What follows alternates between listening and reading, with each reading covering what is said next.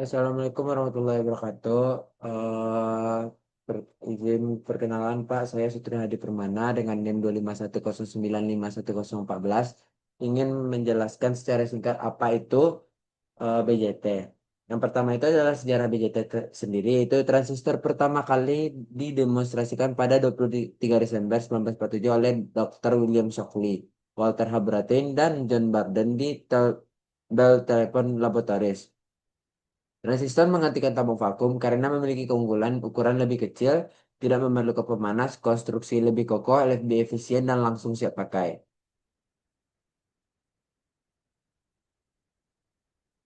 Kedua, konstruksi transistor. BJT memiliki komponen semikonduktor tiga lapisan. Yang pertama tuh NPN, di mana dua lapisan tipe N, tipe negatif, mengapit satu lapisan tipe positif. Sedangkan transistor PNP, dua lapisan tipe P, mengapit satu lapisan tipe N. Nah, ketika ketiga terminal diberi nama emitter E, kolektor C, dan base B. Lapisan emitter ini didoping lebih berat, sedangkan basis dan kolektor didoping lebih ringan. Yang pertama prinsip kerja transistor. Satu junction positif negatif pada transistor di bias maju dan satu lagi di bias balik. Ketika kedua tegangan bias diterapkan pada transistor PNP, mayoritas pembawa lapisan P emitter akan berdifusi ke lapisan N basis. Karena basis sangat tipis, sebagian besar pembawa tersebut langsung menembus menuju kolektor, bukan ke terminal basis. Arus basis IB hanya berorde mikroampere, jauh lebih kecil daripada arus emitter dan kolektor yang berorde miliampere. Hukum Kirchhoffnya adalah IE sama dengan IC tambah IB dan IC IC mayoritas tambah ICO minoritas. Komponen arus minoritas pada kolektor disebut arus bocor atau ICO.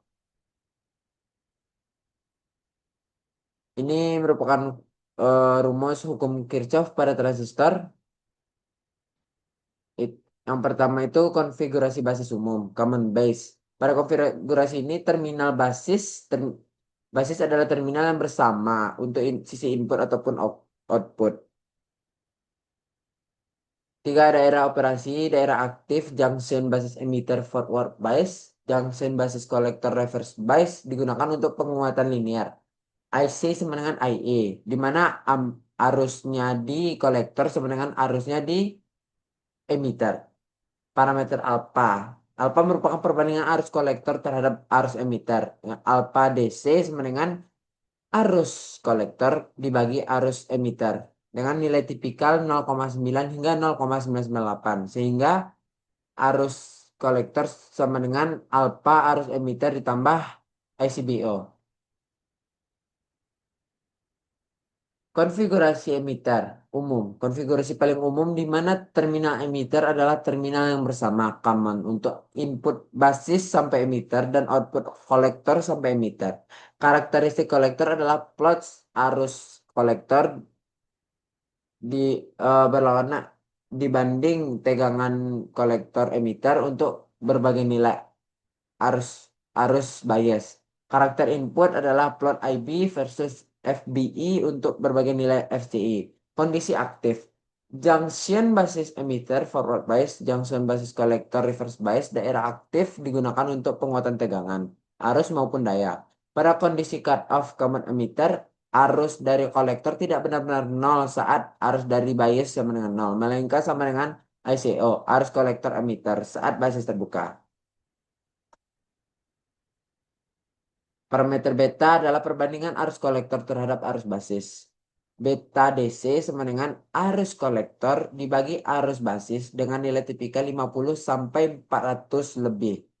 Transistor dengan beta 200 berarti arus kolektornya sama dengan 200 dikali arus basis. Untuk kondisi AC, beta AC sama dengan perubahan arus kolektor per perubahan arus basis pada FCE konstan. Hubungan antara alfa dan beta adalah alfa sama dengan beta dibagi beta tambah 1.